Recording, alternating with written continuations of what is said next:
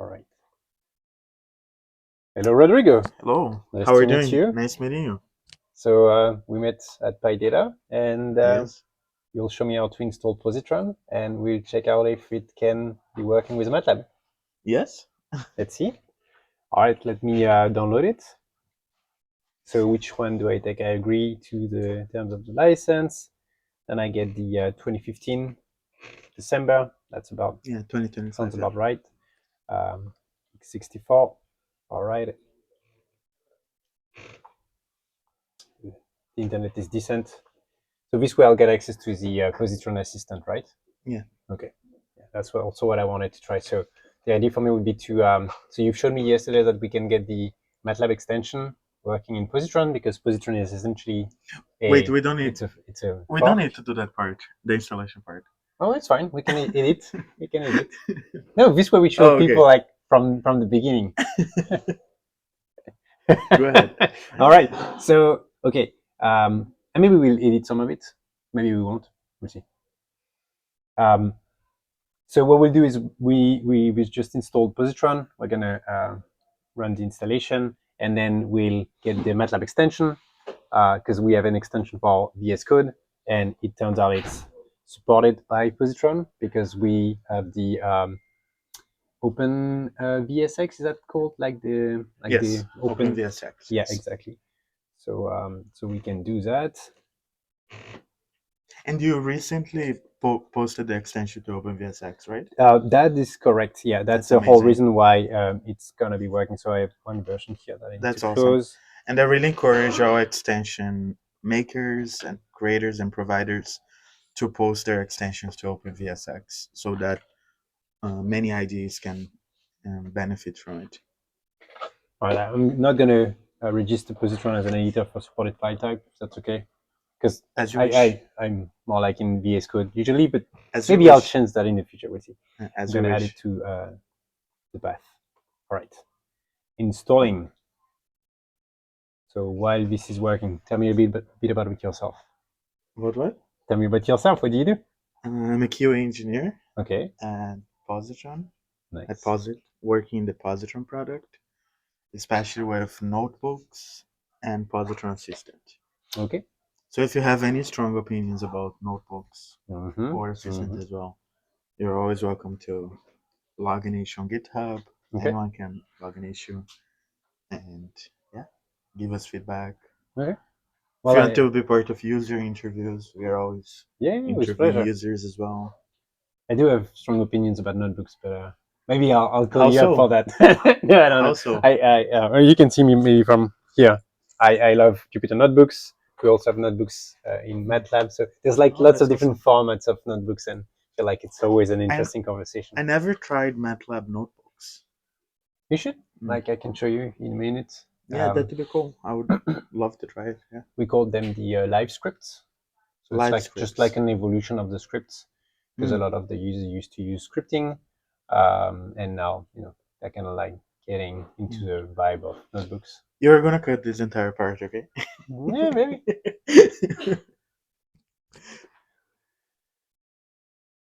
Wait, I have my presentation at 1:30. Take that again. Okay. So there seems to be some issue with the interpreter. It's fine. So you've told me that I can install the extension. Yes. Well, it's directly here. MATLAB So I'm extension. gonna trust the publisher because it's coming from us, from MathWorks, so it's fine. And here it's going to be enabling me to open my .m file, my MATLAB file, inside of positron. I think it's actually been contributed by the Windsurf people. It's kind of fun how the community here with OpenVSX. All right, perfect. It's installed.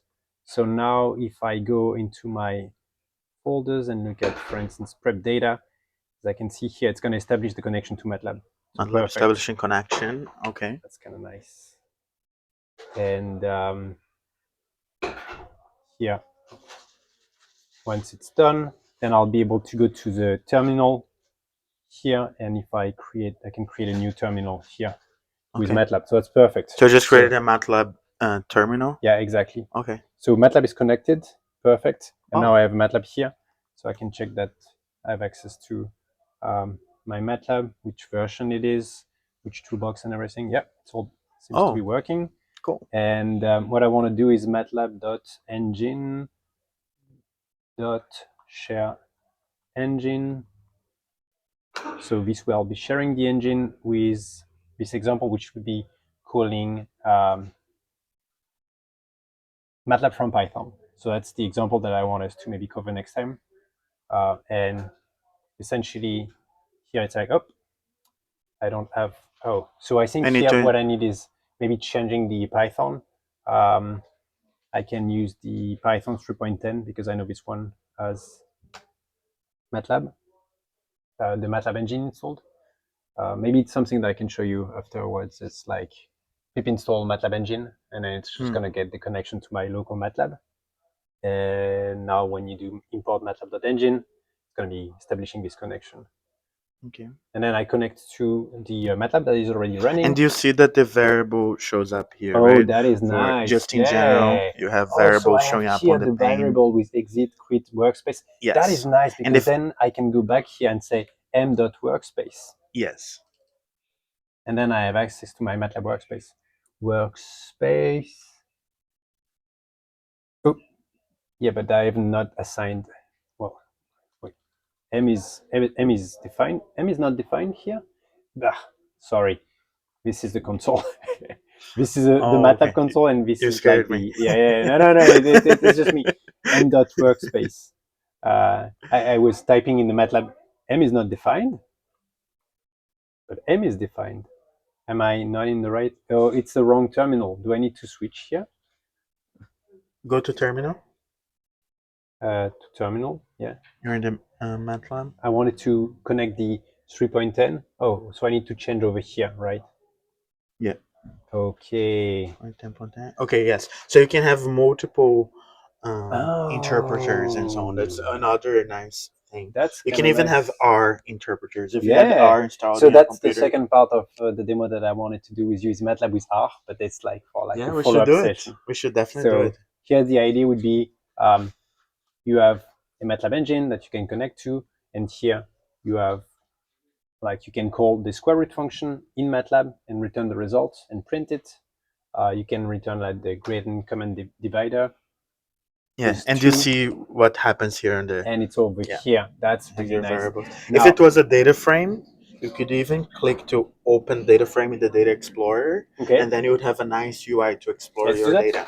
Do you have a data frame? I have weather data. So now I'm gonna get the current weather from London. It's actually just fake data, so it's a JSON here. So you have coordinates, latitude, longitude, the weather right now, and everything. And I can predict the quality. So that's a model that has been trained in MATLAB, just like a basic. I think it's a boosting tree or something like that. Okay. And then I can do here, like getting forecast, and the forecast is going to be like a timetable. So. Oh no! Wait. The guy was sitting with us speaking, so he's getting ready. It's all good. Oh well, actually, here I was calling an app in MATLAB, the signal analyzer, to do signal processing. I don't want to do that right now. We're going to do it next time.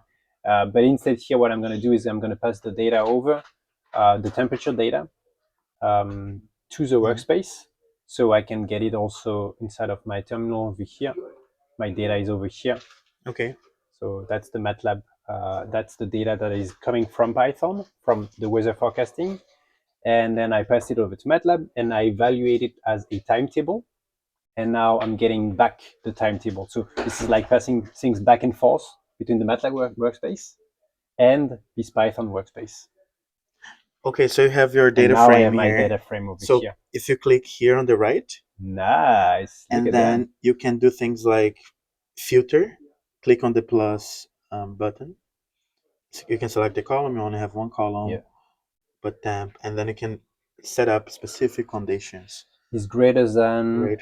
Can I do something like here in this case? It's date time, so I don't know how to. Oh no, the temperature. So here it's going to be like 280. It's 280. It's stupid. It's Kelvin. I know, people don't do temperature in Kelvin. So you have two temperatures. And then let's say you want to share that view with someone.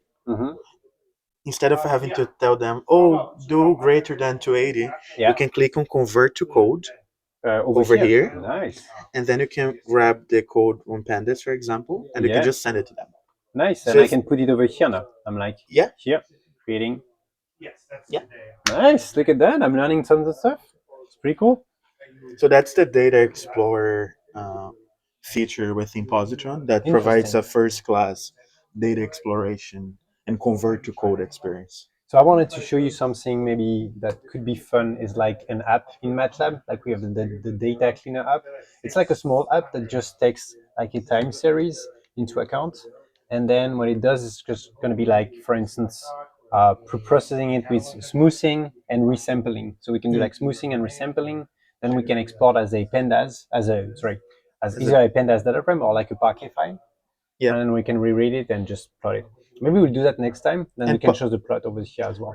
Yes, and Parquet file also works with the Data Explorer, just so you know. Oh, that's interesting. So it's not only for CSV or data frame, it's that accepts a lot of formats and so on. In fact, in my talk in 30 minutes, I'm actually gonna show Data Explorer with a Parquet file.